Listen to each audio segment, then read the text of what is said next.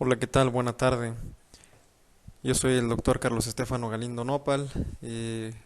La cordial invitación del Departamento de Enseñanza de ISTE Tlaxcala. Iniciamos con la presentación, en este caso, de traslado de paciente pediátrico en COVID-19.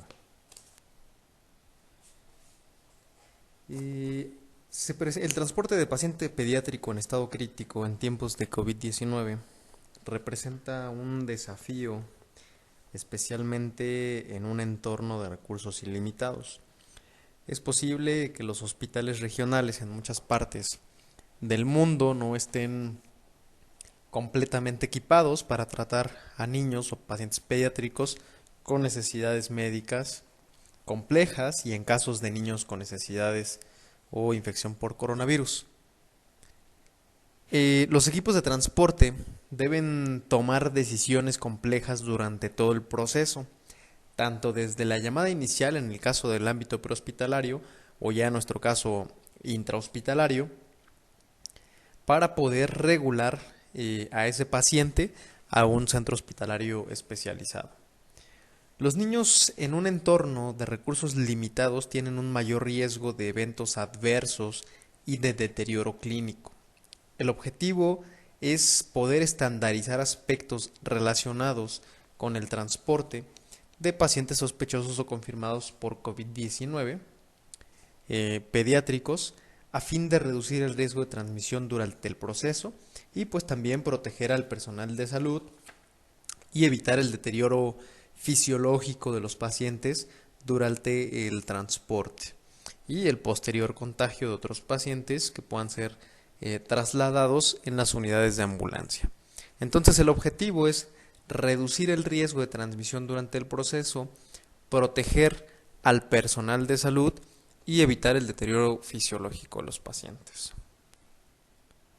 Como una breve introducción, bien ya sabemos todos que la enfermedad infecciosa denominada COVID-19, causada por el coronavirus tipo SARS-CoV-2, se puede presentar en niños de todas las edades. Su periodo de incubación de 2 a 14 días y el mecanismo de transmisión, como todos lo conocemos, es a través de secreciones respiratorias. Dentro de las evaluaciones en pacientes pediátricos, las manifestaciones más frecuentes son fiebre y tos, y en otro tipo de manifestaciones, rinorrea, odinofagia, conjuntivitis, artalgias, mialgias, y un dato de gravedad pues es la disnea. Entonces la enfermedad COVID-19 se puede presentar en niños de todas las edades, incluyendo pacientes neonatos.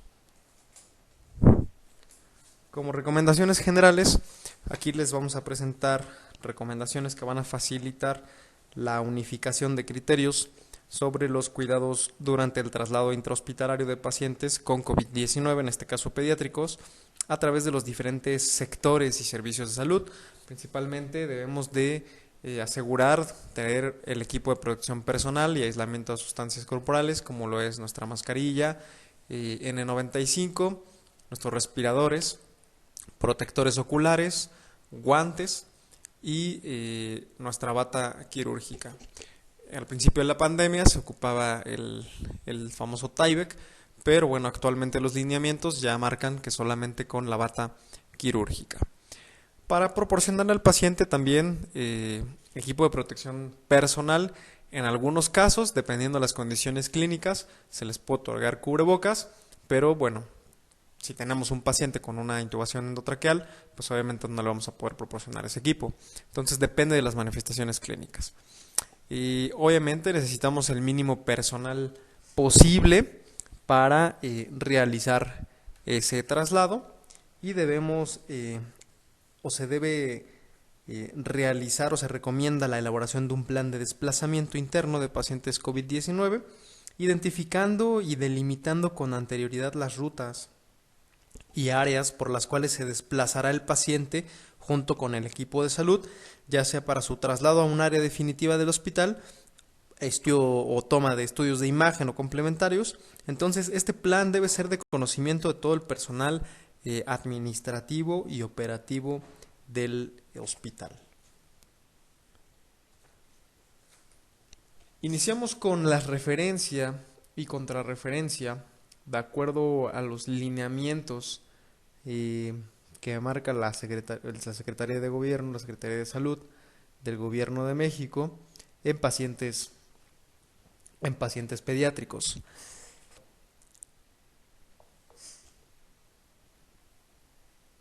Tenemos una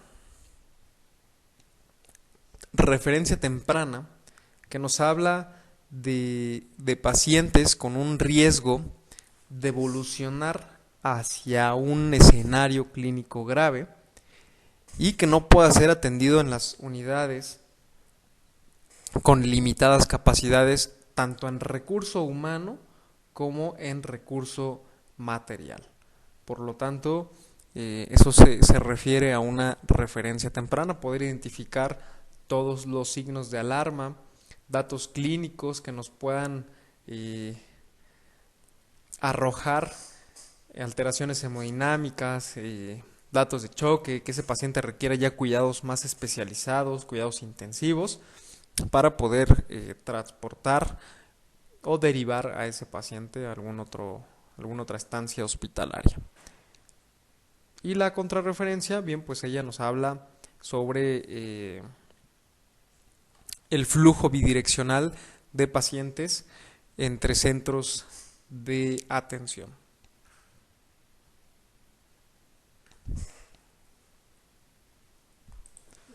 Bueno, para culminar nuestra contrarreferencia, como se los mencionaba, pues debe ser considerada con la misma importancia que la misma referencia temprana. Este flujo bidireccional se refiere a que en los casos de mayor complejidad deben ser trasladados a unidades o a instituciones hospitalarias de tercer nivel con mayor capacidad de resolución. Los pacientes menos complicados o en convalecencia, pues a unidades de segundo nivel. La atención médica y referencia. Dentro de esta diapositiva vemos el triage o identificación de los casos sospechosos o confirmados por COVID-19 y se realizará con base en las definiciones operacionales descritas en el lineamiento estandarizado para la vigilancia epidemiológica y por laboratorio de la enfermedad respiratoria viral. Dentro de esta diapositiva les coloco, y dentro de la atención médica, factores de riesgo en niños en COVID-19. Recordamos que el trabajo clínico debe enfocarse además en detectar factores de riesgo biológicos, sociales, signos de alarma, porque de ellos va a depender las acciones a seguir de nuestra parte como institución de salud. Tenemos enfermedad crónica, cardiopatías, niños con enfermedad respiratoria crónica, cáncer, desnutrición moderada o grave, obesidad, condiciones con depresión inmunológica, enfermedad neuromuscular, diabetes mellitus y algunas circunstancias sociales como vivir muy distante de la unidad de salud sin contar con medio de traslado, lo que pues nos puede dificultar regresar a la consulta en caso de una. Presentamos los signos de alarma, como todos ya los conocemos, dificultad respiratoria, dentro de ellos un aleteo nasal, cianosis, tiraje intercostal, retracción sifoidea, disociación toracoabdominal, una oximetría de pulso menor a 92%, respirando obviamente al aire ambiente, taquipnea. La taquipnea, pues de acuerdo a los criterios en pacientes pediátricos, recordar que pacientes menor de 2 meses, más de 60 respiraciones por minuto, se considera una taquipnea. Pacientes de 2 a 11 meses, más de 50 respiraciones por minuto. De 1 a 4 años, más de 40 respiraciones por minuto, y de 5 años en adelante, más de 30 respiraciones por minuto, están consideradas como datos de taquipnea. Datos de hipoperfusión tisular o estado de choque, alteración en el estado mental, en el estado de alerta, que el paciente esté irritable, que su llenado capilar esté prolongado, palidez de tegumentos, una coloración marmórea, extremidades frías, datos de hipotensión arterial, vómitos, diarreas persistentes, fiebre que no se controla fácilmente, una irritabilidad, somnolencia, descontrol glucémico. Entonces son preguntas claves que nosotros debemos tener en cuenta en un caso probable de COVID-19 en pacientes pediátricos para tomar la decisión en cuanto a su atención. En esta diapositiva vamos a hablar sobre las fases y los tipos de traslados. Tenemos 4 fases. Dentro de la parte del transporte de pacientes tiene etapas o fases que se deben desarrollar en diferentes ambientes y que tienen protocolos específicos. Dentro de esas etapas tenemos a la fase de activación, la fase de estabilización, la fase de transporte y la de reactivación. La fase de activación inicia con la recepción formal de la solicitud de traslado hasta que el personal responsable del traslado entrega al paciente en un centro receptor. Esta fase debe proporcionar una respuesta oportuna y eficaz, identificando, entre otras cosas, el tipo de transporte, ya sea primario o secundario, el cual vamos a hablar más adelante. La complejidad, el tipo de vehículo requerido. Recuerden, tenemos ambulancias básicas, ambulancias avanzadas, ambulancias de terapia intensiva. Y además de la institución asignada al paciente o con el nivel de complejidad adecuado, ¿no? En esta fase, pues obviamente debe ser asumida por un centro coordinador que debe tomar en cuenta que el paciente a trasladar, la ubicación, la afiliación completa, urgencias o condiciones requeridas para el traslado, la situación clínica del paciente, condiciones del centro receptor y del encargado de la recepción del paciente, quién lo va a recibir en el hospital receptor. Toda esta información debe ser entregada al personal sanitario o al equipo multidisciplinario que va a realizar el traslado. Es importante informar sobre el grado de sospecha o confirmación respecto a COVID-19. Una vez confirmada la aceptación del traslado, pues se debe brindar una hora estimada de llegada o pocos minutos antes para que el personal del hospital receptor guíe al equipo de transporte desde la puerta hasta la unidad destino del circuito que está establecido para pacientes sospechosos o confirmados por COVID-19. Es una faceta importante priorizar los traslados en función de la situación de sobrecarga de pacientes, la urgencia del traslado y las características del paciente. Recordemos que pues la tecnología actualmente nos proporciona herramientas muy efectivas y útiles para hacer de calidad nuestra atención e inclusive facilitarnos la situación o el traslado en esos momentos, videollamadas, imágenes de los estudios, TAC, radiografías. Esta estrategia además permite reducir el tiempo de contacto desde el centro emisor y el centro receptor. Tenemos a la fase de estabilización que, siguiendo con el concepto anterior, se completa hasta lograr la estabilidad alcanzable por la situación del paciente y los recursos disponibles y se continúa durante el traslado. Antes del contacto con el paciente y en lo posible en área que cumpla con las condiciones que minimicen el riesgo del equipo asistencial, hay que lograr comunicar con la familia, aclarar las condiciones del paciente, las probables complicaciones del traslado. Es una buena oportunidad para explicarles el plan a desarrollar y cuáles son las conductas esperables de ellos, ¿no? Los equipos que se deben usar durante el traslado. Es difícil en el contexto de incertidumbre que genera la pandemia por la enorme cantidad de información y la enfermedad de un niño, ¿no? Poder procesar para una familia la situación del paciente, pues deben recibir siempre mensajes breves y concretos. Aunque todo traslado debe cumplirse, la premisa de primero estabilizar en los pacientes con sospecha o confirmación de COVID-19 es absolutamente necesario poder realizar acciones antes de iniciar el traslado. Y pues tenemos también la fase del transporte, que es donde nosotros podemos, o en esta fase, el personal de la ambulancia tiene contacto directo con el paciente, finaliza con la transferencia al personal responsable en la institución destino y de acuerdo al tipo de traslado y complejidad del mismo,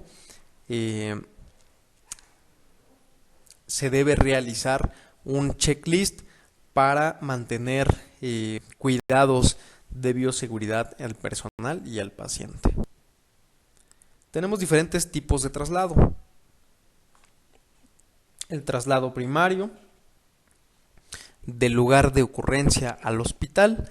Traslado secundario, de un centro médico a otro centro médico, que es interhospitalario.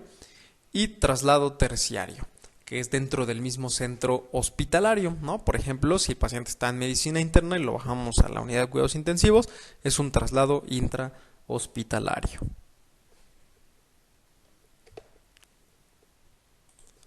En esta diapositiva podemos identificar datos importantes previo al traslado de paciente sospechoso confirmado con COVID-19. Debemos de disponer de una zona adecuada o señalizada para una ruta de traslado, regular antes de salir de nuestro hospital al hospital receptor para que confirmemos la llegada de nuestro paciente, la recepción de nuestro paciente, qué médico o qué personal nos recibe, valorar la condición clínica del paciente previo al traslado y el equipo necesario en la ambulancia. Disponer de compartimentos de separación entre la posición del conductor y el habitáculo asistencial o el filtro EPA, ¿no? En este caso, hay que disponer de medios para la adecuada higiene de manos en la ambulancia, tener a disposición cilindros de oxígeno para evitar el uso del circuito de oxígeno de la ambulancia. Hay que asegurar que todos los anclajes estén añadidos a la ambulancia, inclusive el uso de cápsulas de aislamiento.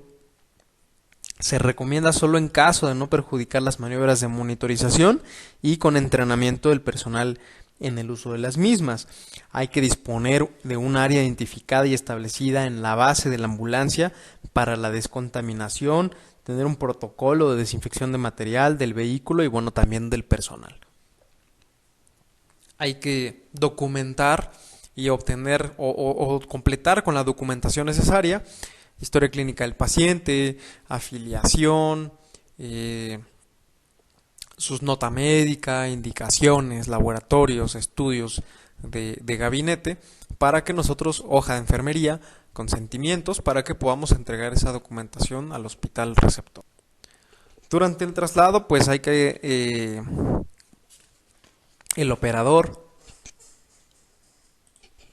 durante nuestro traslado en ambulancia, es importante que nosotros, o en este caso el operador, pueda optar por la ruta mejor o ideal, la más corta, donde el camino no esté tan irregular, ya que si llevamos a un paciente de terapia intensiva con apoyo mecánico ventilatorio, pues debemos de cuidar todos esos tubos, catéteres venosos, etc.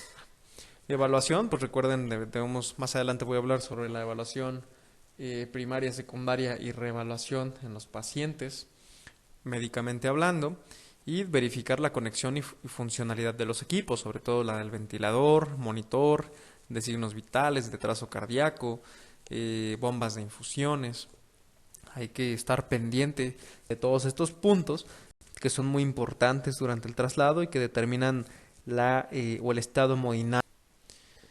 Al final, pues la limpieza del equipo. Cuando nosotros llegamos a nuestro centro hospitalario, designamos un área de contaminación con un protocolo previamente establecido, donde pues debemos de limpiar, desinfectar el material, retirarnos adecuadamente el equipo de protección personal, con ayuda de otro personal que nos esté apoyando para retirarlo de forma correcta. Hay que conocer la técnica, estar dando higiene a las manos, desinfectándonos y desechar todo el material, los contenedores de residuos contagiosos.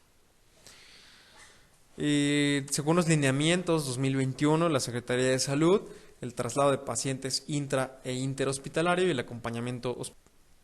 Nos menciona que todo el equipo involucrado debe cumplir en forma estricta la normativa de higiene de manos previo y posterior al traslado.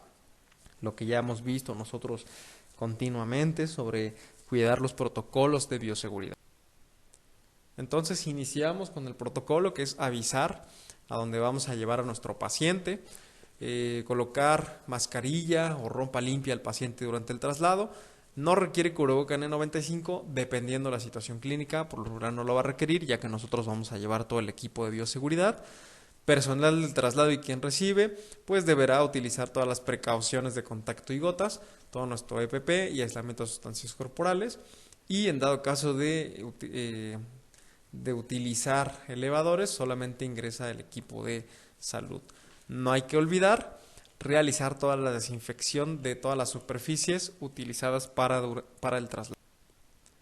Y tenemos al traslado interhospitalario con ventilación mecánica invasiva. En pacientes graves con necesidad de ventilación mecánica, para el traslado de todo paciente COVID-19 grave, el personal operativo debe portar el equipo de protección personal recomendado. En caso de pacientes de COVID-19 críticos, se recomienda realizar una designación previa del personal que conformará el equipo multidisciplinario que efectuará el traslado. Hay que considerar de preferencia el mismo personal que se encuentra en contacto con el paciente, ya que porta el equipo necesario, ¿no?, para minimizar el riesgo del personal adicional.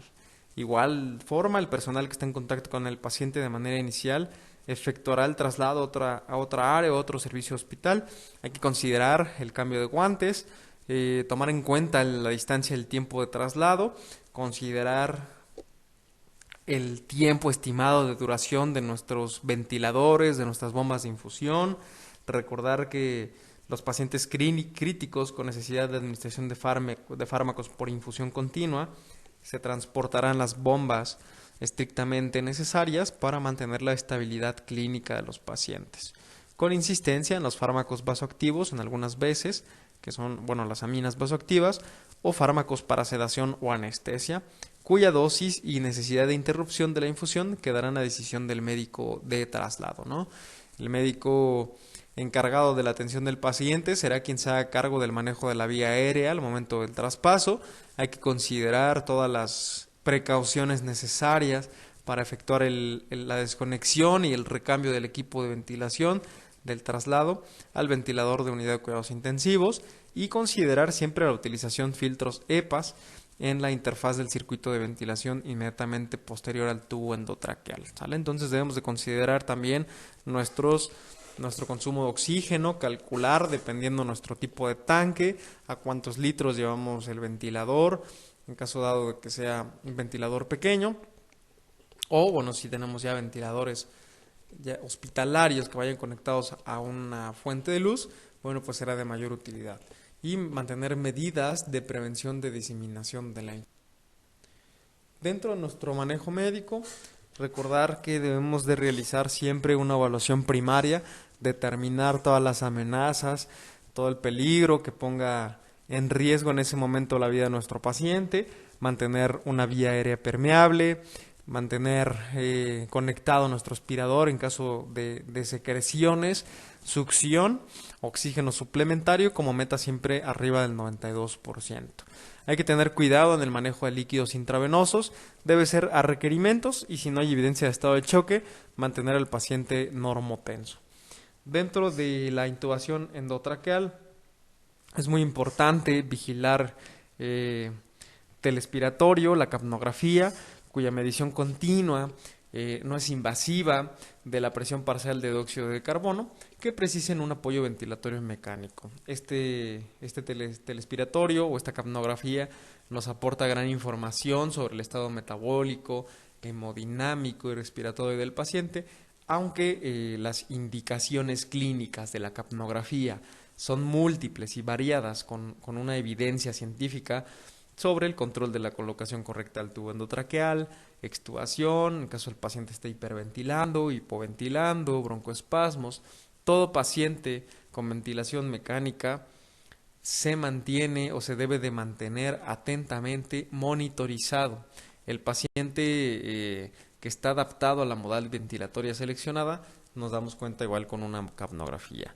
Hay que valorar de forma continua la función y el patrón respiratorio de nuestros pacientes. Hay que estar reevaluando, por lo regular son pacientes críticos, monitorizar el estado hemodinámico, evaluar que los accesos vasculares estén permeables, que no se tapen, que estén sujetos de forma correcta, bombas de infusión que estén prendidas, que tengan batería, que estén conectadas, que las líneas no estén obstruidas, sobre todo porque, como lo mencionaba anteriormente, ahí van los sedantes de estos pacientes que van con un apoyo mecánico ventilatorio y pues el movimiento de la ambulancia puede llegar a causarnos alguna condición clínica o eventualidad. Pues mantener un monitoreo hemodinámico avanzado. Ya para ir finalizando los componentes de la evaluación médica, recordar que debemos de abordar sistemáticamente a nuestros pacientes. Iniciamos siempre con una evaluación inicial en la escena, donde aquí nos permite reunir información sobre el paciente, dirigir la atención médica de urgencia y pues obviamente clasificar a nuestro paciente, identificar y manejar las amenazas inmediatas para la vida, determinar el estado prioritario del paciente, obtener antecedentes, ¿no? De realizar una exploración física, signos vitales, etcétera. Y tenemos también a nuestra evaluación primaria. Nuestra evaluación primaria nos va a permitir, en este tipo de evaluación primaria, está diseñada para identificar y manejar las amenazas inmediatas para la vía aérea, la respiración o la circulación. Otras amenazas obvias para la vida también se manejan durante la evaluación primaria. Una amenaza inmediata para la vida se define como una que puede conducir al deterioro rápido o a la muerte en un breve lapso. Cualquier alteración que ponga en riesgo la vida debe mantenerse o manejarse, de inmediato, antes de continuar con el proceso de evaluación. La evaluación primaria no debe tomar más de 60 segundos. Sin embargo, si se requiere cualquier intervención, pues nos puede tomar más tiempo. Dentro de nuestra evaluación primaria debemos evaluar nuestra vía aérea, que sea permeable, en dado caso asegurar una vía aérea, que no tengamos datos de secreciones que nos puedan obstruir una vía aérea, checar nuestra ventilación, nuestro ritmo, frecuencia, calidad de las ventilaciones, nuestra pulsioximetría, nuestra capnografía, verificar que esté adecuadamente conectado al modo ventilatorio para el paciente. En caso dado de que no vaya con una intubación endotraqueal, pues ir manejando sus dispositivos de oxigenoterapia, verificar a cuántos litros por minuto, qué FiO2 requiere ese paciente. Nuestra circulación, checar nuestros pulsos, cómo es la calidad, la intensidad, el ritmo de nuestros pulsos, la presión arterial, nuestros llenados capilares, temperatura, color, condición de la piel. Tener en cuenta todos estos puntos es muy importante para mantener a nuestro paciente hemodinámicamente monitorizado y en dado caso de alguna alteración inmediatamente realizar alguna intervención. Dentro de nuestra evaluación secundaria, una vez que completamos la evaluación primaria, se realiza para identificar otros trastornos que puedan poner en riesgo la vida, que son 3 componentes importantes: obtener todos los antecedentes mediante una historia clínica, una pequeña anamnesis, en algunos casos se maneja un sample, unos antecedentes médicos de importancia de forma rápida, realizar una exploración física y evaluar aquí los signos vitales basales. Y bueno, pues nuestra revaloración es repetir los puntos anteriores de tal forma que todos los pacientes críticos requieren siempre de una reevaluación cada 3, cada 5 minutos, dependiendo si en este caso realizamos alguna intervención, bueno, pues nos puede tomar un poco de más tiempo. Siempre es importante, de gran importancia, mantener a nuestro paciente reevaluado cada 3, cada 5 minutos, ya que estos pacientes pues sí están en un estado crítico y pueden... Tenemos a la cápsula de aislamiento para el traslado de pacientes con cuadros febriles o respiratorios. Estas cápsulas nos permiten el aislamiento total para el traslado de pacientes con cuadros de alto riesgo de contagio, haciendo seguro el entorno para médicos y demás personal de salud. Los beneficios, como podemos ver, es una cabina transparente, la cual no permite que se contamine el entorno donde se encuentra el paciente. Fácil armado, adapta a camillas de las ambulancias, como lo podemos ver en este carro camilla. Posee aperturas para asistencia al paciente, maniobras de reanimación o colocación de instrumental de control o inclusive administración de medicamentos. Tiene aquí unas aberturas para que el personal pueda introducir, en este caso las manos, y pueda interactuar con el paciente. Son materiales de alta resistencia, son impermeables, lavables y de fácil descontaminación. Se prevé bolso para transportar cerrada, ocupando muy poco espacio en la ambulancia, ¿no? Entonces, algunos artículos marcan que, bueno, de acuerdo en pacientes pediátricos y en la actualidad ya no se recomienda el uso de cápsulas, ya que a veces logra, en dado caso que el paciente, por ejemplo, vaya con un apoyo mecánico ventilatorio, pues nos dificulta las maniobras, ¿no? En este caso, algunas cápsulas tienen, bueno, no hay cápsulas pediátricas, hay cápsulas de adultos, como podemos ver aquí en esta imagen, entonces algunas veces nos pueden complicar las acciones o intervenciones que nosotros podamos ir haciendo. Nosotros ya tenemos por hecho que vamos con el equipo requerido con alta bioseguridad, donde pues el contagio es mínimo, nos protegemos adecuadamente, entonces el uso de cápsulas actualmente no está tan recomendado como al inicio. Sobre todo. Y bueno, aquí tenemos un termómetro que igual nos marcan los lineamientos de la Secretaría de Salud, donde nos marcan o nos estadifican el tipo de riesgo de contagio y las medidas de protección que podamos nosotros tener, ¿no? Entonces aquí como personal de la salud, pues sí tenemos un alto riesgo de contagio y pues nos indica nuestra bata, nuestro N95, botas, gorros, guantes, careta o en dado caso máscara. Y estar sanitizándonos siempre. Y pues muchas gracias, eso es todo por mi parte, que tengan un excelente día.